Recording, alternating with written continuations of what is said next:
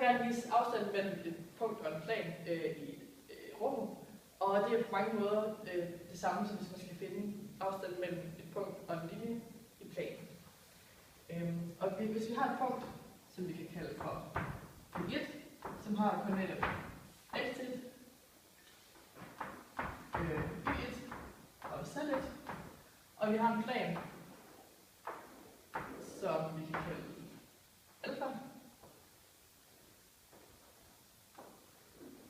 som har ligningen ax plus by plus cz plus d l, så vil vi kunne finde afstanden mellem punkt og planen ved at kigge på den vinkelrette linje, som går ned fra punktet P til skæringen, som vi kalder Q. Yes. Og det vil vi kunne,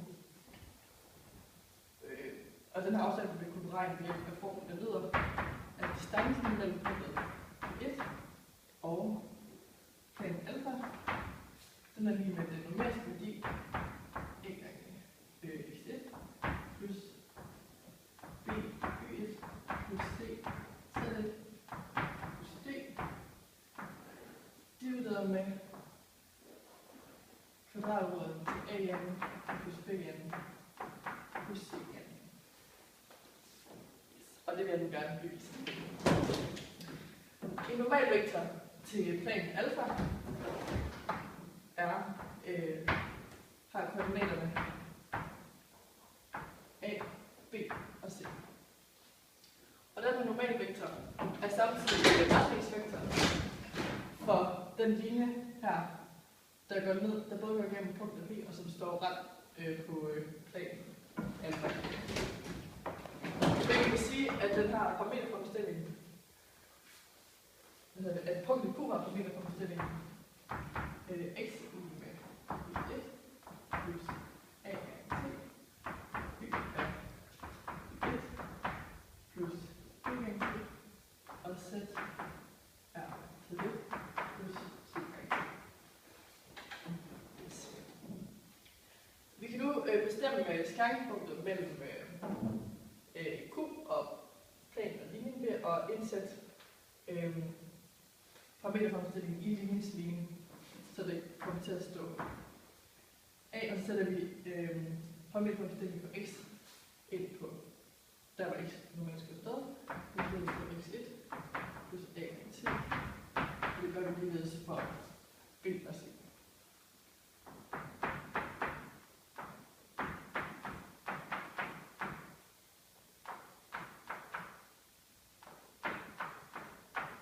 Og vi kommer til at stadig til at hedde det, fordi det er så lidt i planinstillingen. Yes. Og det kan vi nu reducere lidt. Når vi ganger ind i parentesen, så kommer AN, BN og CN til at have en fælles faktor T, som derfor kan sætte ud på parentes. Og ellers så bliver A gangen her og B gangen her og C gangen her. Så vi kommer til at have ax1 plus b y1 plus c z1 plus d alt med. Yes.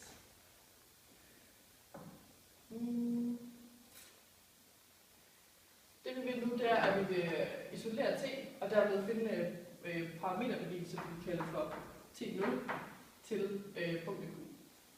Og det gør vi med først at tage og minus alle de her led over på den anden side af lighedstegn.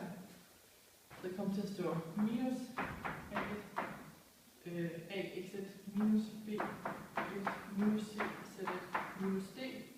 Og det dividerer vi med hele den her faktor, som bliver gange med t, og det er punktet på t står lige nu.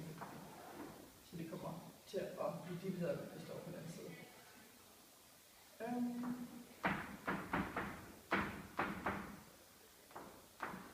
Og vi har nu fundet vores t her. Det vi nu ved for det her, for de her koordinater, for de to punkter, vi skal beregne afstand mellem, det er jo som sagt at P1, den her koordinater med x1, y1 og z1. Og vi ved nu også, at Q, som du havde parameter på stillingen, som vi ser heroppe, den således har koordinaterne x1 plus a gange vores til 0-værdi, og y1 plus b til 0, og z1 plus c gange til 0. Og for at finde afstanden, som vi kan kalde afstanden mellem punkterne Q og P, som vi sætter i anden, så skal vi først tage x-koordinaten herover og minus med x-koordinaten i det her punkt, og gøre det samme for de andre koordinater. Så det kan vi stå 1 minus a gange til 0, minus x1 plus y1 plus b gange til 0 minus y1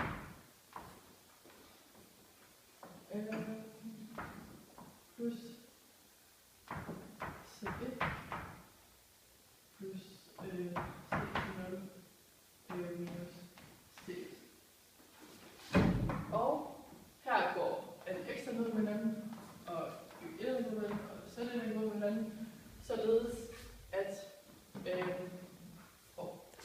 jeg glemmer lige, at alt det her skal stå i anden, fordi når vi sætter i anden på den ene side af det tegn, skal vi selvfølgelig også sætte i anden på den anden side af det tegn. Og reduceret bliver det her altså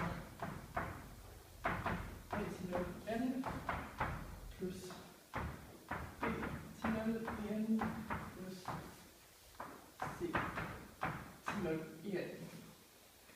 Yes. Og ja, det kan skrives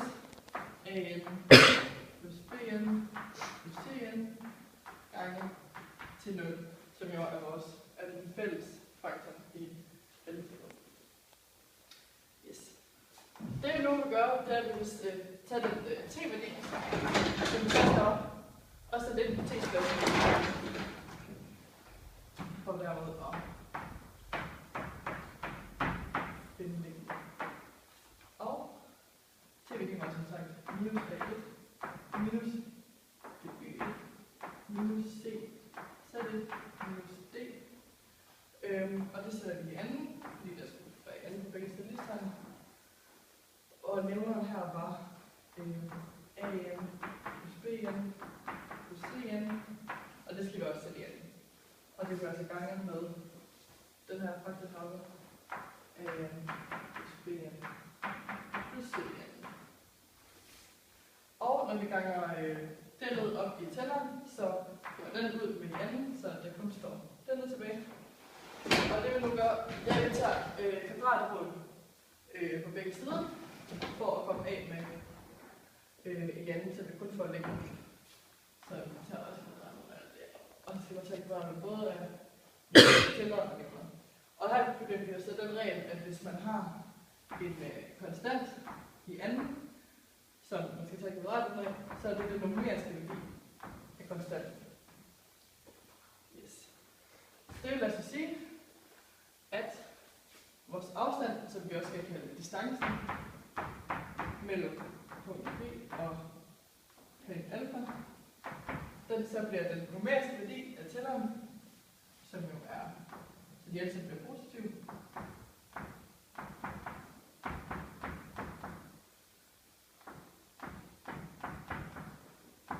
Og det dividerer vi med kvadratroden af hele det her med, fordi vi skulle tage kvadratroden både i tælleren og i længere.